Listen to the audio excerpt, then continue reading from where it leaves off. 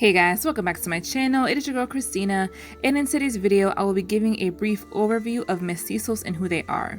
Now this topic was suggested to me by one of my subscribers, so thank you again for the video suggestions. I really enjoy doing these and definitely keep them coming. And now we'll get on with the video. Mestizo is a Spanish term used to describe a person of combined European and indigenous American descent. The term was used as an ethnic and racial category in the casta system that was used during the Spanish Empire's control of its colonies. The Spanish had at least 16 categories within the casta system, mainly centered around the different mixtures of Spanish, Amerindian, and African ancestry. Some of these categories included mulatto, which is a person of Spanish and African descent, a mestizo of course, lobo or sambo, which is a person of Amerindian and African descent, and pardo, which is a person of triracial descent, which includes Spanish, Amerindian, and African.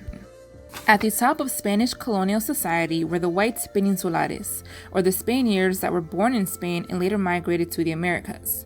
They were then followed by the criollos, or the children of the Spanish born in the New World. After them came the mixed-race mestizos, who are many times alongside the mixed-race mulattoes. The two bottom classes would then consist of the full-blooded Native Americans, and lastly, the black African slaves. The first generations of mestizos were the sons and daughters of Spanish soldiers and settlers who had physical relationships with Indian women, but most of the time rarely married them. The most famous mestizo of the 16th century was Garcilaso de la Vega, son of a lesser Spanish noble and an Incan royal princess.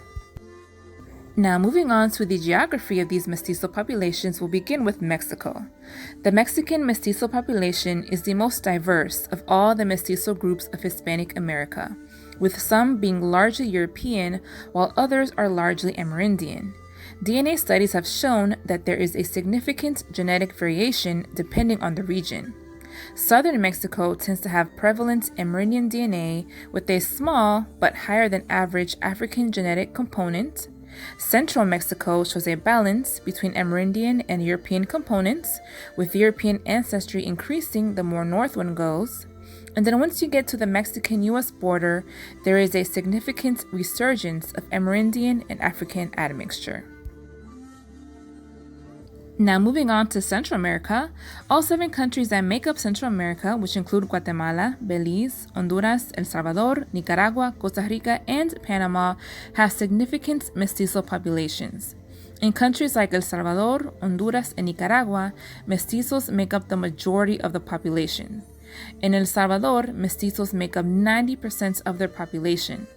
Now in Guatemala, although they have a significant mestizo population, they are the only country in which a plurality of indigenous people exist, which accounts for 40.5% of the population. Meanwhile, in the other countries, full-blooded Amerindians are small minorities in the rest of Central America.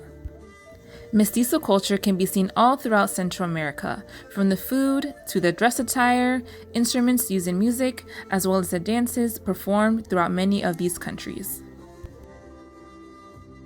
South America is home to 124 million castizos, which are people mainly of European descent with traces of Amerindian genes, and mestizos, and 27 million people with pure indigenous genes, found mostly in Peru, Bolivia, Ecuador, Chile, and parts of Argentina. Mestizos make up the majority of the population in Paraguay, Venezuela, Colombia, and Ecuador. Now in colonial Brazil, the Portuguese did have their own version of this word, mestiço, I think that's how you say it, which were people of mixed Portuguese and Native American descent. Now the Portuguese didn't follow a casta system to the extent that the Spanish did. However, the descendants of upper-class Portuguese men and indigenous women did enjoy certain privileges not given to the lower class, such as formal education. Now, when it comes to the Caribbean, the subject of mestizaje is a little different. In the early days of the Hispanic Caribbean, due to the drastic decimation of indigenous populations, low levels of European immigration, and large-scale importation of African slaves, considerable mestizo populations did not form. However, there were early settlers that did marry or have relations with indigenous women, thus creating a mestizo population. However, these early generations were left without a real role in society, and thus their options of designation and identification were limited. People of mixed origin could quote-unquote become Spanish again. So as time went on, many of these so-called Spaniards were not totally Spanish, whites were not really white, mestizos became pardos, and they would be lumped in the same social class as mulattoes. When it comes to Caribbean societies, although there are no significant mestizo populations, traces of indigenous Taino blood are still present.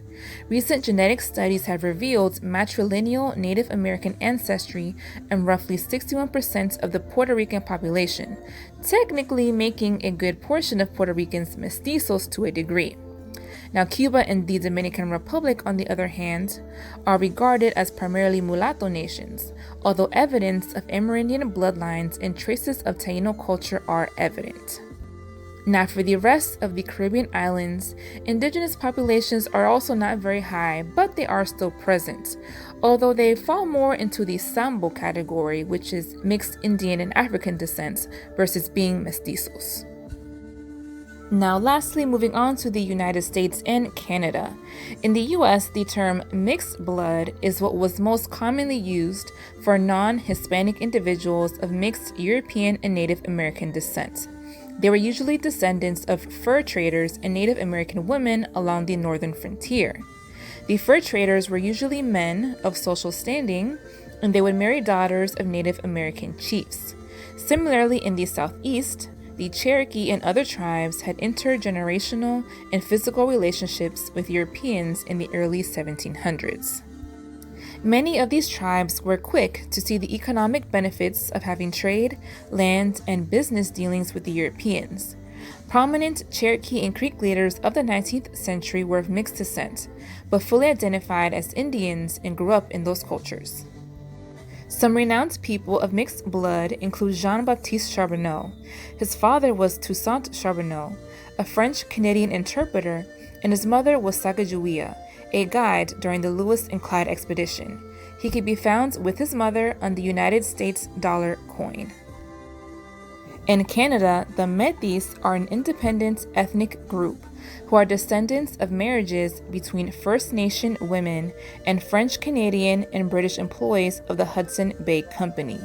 Their history dates back to the mid-17th century, and they have been recognized as a people since the early 18th century. And that was it for this video, guys. I hope that you all enjoyed it and found it educational. Give this video a thumbs up if you did. Leave me your feedback in the comment section down below. And please feel free to shoot me any video suggestions if there's anything you guys would like to see me cover. Alright guys, I'll see you all in the next video. Bye!